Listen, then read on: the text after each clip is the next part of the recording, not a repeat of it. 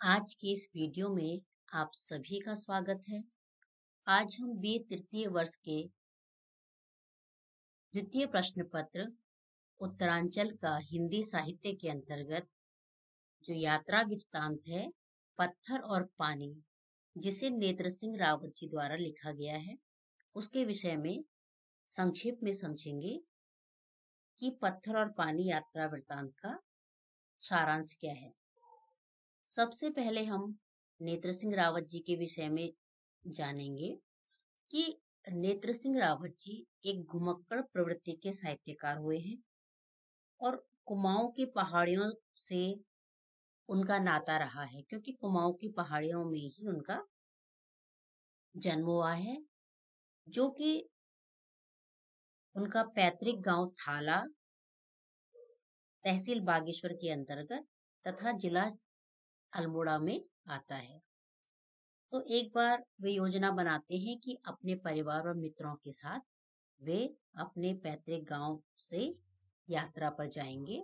तो इस तरह से वो यात्रा पर निकलते हैं। आइए हम यात्रा के सारांश को समझेंगे कि जो रावत जी के मन में यात्रा का विचार बनता है और वे अपने परिचित और रिश्तेदारों के साथ यात्रा पर निकल पड़ते हैं। कुछ परिचितों द्वारा उन्हें बताया जाता है या उन्हें सलाह दी जाती है कि जो जोहार क्षेत्र है वहां पर रंगीन वस्त्र नहीं पहने जाते हैं, क्योंकि जो देव बालाएं हैं या जो जिनको अप्सराएं भी कहते हैं और स्थानीय भाषा में अछरियां भी कहते हैं, कि उनके द्वारा रंगीन कपड़ों के कारण अपहरण भी किया जाता है।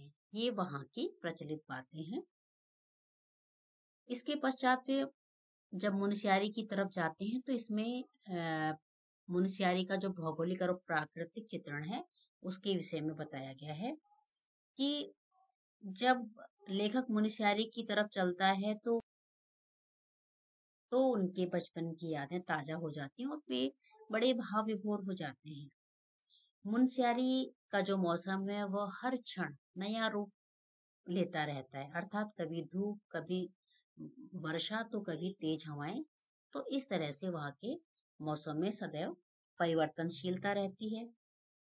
जैसे ही मौसम ठीक होता है तो नेत्र सिंह रावत जी अपनी पत्नी एवं रिश्तेदार के साथ यात्रा पर चल पड़ते हैं। वहां पशु पक्षियों और पहाड़ी नदियों का भी इस यात्रा में चित्रण किया गया है कि लेखक ने अपने यात्रा वृत्तांत में बार बार नए रूप, रंग या नए आकार प्रकार के जो सामने आती हुई गोरी नदी है और एक माडमेल पहाड़ी है और जो पहाड़ी चिड़िया होती है और जो पहाड़ी कौवा होता है, इस तरह से बहुत सारी जो स्थानीय जो नदियां, पक्षी या पशु आते हैं उनका भी वर्णन किया गया है। एक जगह पर वो कहते हैं कि वह एक पत्थर पर आधा पौन मिनट से ज्यादा नहीं बैठती। एक चिड़िया का वो दृश्य सामने रख रहे हैं। वह एक पत्थर पर आधा पौन मिनट से ज्यादा नहीं बैठती और जहां बैठती है वहां भी थिरकती रहती है। वह अपनी आवाज सहित एक उदास पंछी है और अपने परिवेश में बार बार प्रकट होकर हल्की सी उदासी समो देती है। गाड़ अर्थात नदी, गाड़ से गाड़मेल का जन्म जन्म का संबंध है। इस यात्रा वृत्तांत के दौरान कुमाऊनी संस्कृति का भी चित्रण किया गया है, जिसके अंतर्गत जो लेखक हैं वे स्मृति के आधार पर कुमाऊं क्षेत्र में होने वाले जो सांस्कृतिक उत्सव हैं उनका वर्णन करते हैं। वहाँ का रहन सहन, वहाँ का खान पान, नाच, वहाँ की बोलियां, पहनावा इत्यादि को अपनी यात्रा वृत्तांत के माध्यम से सबके सम्मुख लाते हैं। कौल कप्पू वहाँ का मुख्य फूल है और जिसे बहुत पूजनीय माना जाता है, यहाँ तक कि उसे तोड़ने का दिन भी निश्चित किया जाता है। फूल तोड़कर लाने वालों का विधिवत स्वागत भी किया जाता है। तो इस तरह से इस यात्रा वृत्तांत में लोक व्यवहार और आस्था संस्मरण का एक विशेष पहलू दिखाया गया है। अलौकिकता इस यात्रा वृत्तांत में दिखाया गया है कि जिसमें दिखाते हैं वो कि आंगन पर आकर देखा कि मरतौली के बगल की विशाल पर्वत श्रृंखला के पीछे बाईं ओर थोड़ा सा झुके हुए दो हिमधवल शिखर टोला की ओर झांक रहे हैं। उन शिखरों के आलोक ने स्तब्ध कर दिया। ये शिखर थे नंदा घूंटी के, जिन्हें जितनी बार देखी नया एहसास जगता है, धीरे धीरे आत्मा के भीतर तक आ जाता है। कहीं बर्फ के पाहे बिखरे थे। एक शिखर तो ऐसा दिखता था जैसे कंधे पर कुल्हाड़ी रखे मनुष्य खड़ा है या कहीं जा रहा है। इस तरह से उन्होंने इस यात्रा वृत्तांत में प्रकृति की अलौकिकता का भी वर्णन किया है। मित्रों, रिश्तेदारों से मिलन। जब वे इस यात्रा में आगे चलते रहते हैं तो लेखक इस क्षेत्र में आकर अपने पुराने मित्रों और दूर दूर पार के रिश्तेदारों से भी मिलते हैं। सभी उनसे आत्मीयता से मिलते हैं। गांव से लौटते वक्त लेखक के मन में एक अजीब सी रिक्तता समा जाती है।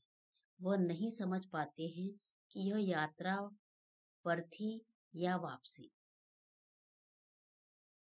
मिलम ग्लेशियर का वर्णन। इस यात्रा वृत्तांत में मिलम ग्लेशियर के विषय में नेत्र सिंह रावत जी लिखते हैं कि विभिन्न ऊबड़ खाबड़ ग्लेशियरों को पार करते हुए अंत में वे मिलम ग्लेशियर पहुंचते हैं, जिसे स्थानीय भाषा में गाल कहा जाता है, और मुहाने के निकट जाकर देखते हैं कि बर्फीली चट्टानों से बाहर आती हुई गोरी बहुत विकराल है। उन्हीं के शब्दों में, मुहाने के भीतर वह रह कर किसी जीवित जीव जंतु की तरह पहले झटके से पीछे जा रही थी और फिर पूरी ताकत से भीतर न जाने कहां कहां बर्फ की चट्टानों से टकराकर उछलती दहाड़ती झाग उगलती बाहर आ रही थी। तो इस प्रकार इसमें रावत जी ने पिंडारी ग्लेशियर की जो भयावहता है या जो उसकी सूक्ष्मता का बड़ा सजीव और हृदयग्राही चित्रण किया है। यात्रा की वापसी। रावत जी जब अपनी यात्रा समाप्त करके लौटते हैं तो मार्ग टूटा हुआ था। एक दो परिवार भी नदी पार करने के लिए पहले ही जा चुके थे। उनकी सहायता से बनाए गए जो लकड़ी का पुल था, उसे पार करते हुए लेखक सोच रहे हैं, हम दूसरों के बनाए हुए रास्ते पर चलते हुए कृतज्ञता क्यों महसूस नहीं करते। लेखक को बता दिया गया है कि यह रास्ता बहुत खराब है, लेकिन डरने की कोई बात नहीं है। तो इस प्रकार लेखक अपनी पूरी यात्रा के दौरान पुरानी स्मृतियों को संजोए हुए और नए स्वरूप को देखता हुआ कभी खुश और कभी असहज हो उठता है। अपने लोगों की तकलीफें उसे बहुत ही पीड़ा देती हैं और जो खुला खुला पहाड़ी वातावरण है उसे नगरीकरण की जो सीमाएं हैं उससे बाहर निकालकर बहुत अच्छा लगता है। हिमालय शिखरों की जो धवलता है, पवित्रता है और अपनी आत्म में बसाए लेखक घर लौट आता है।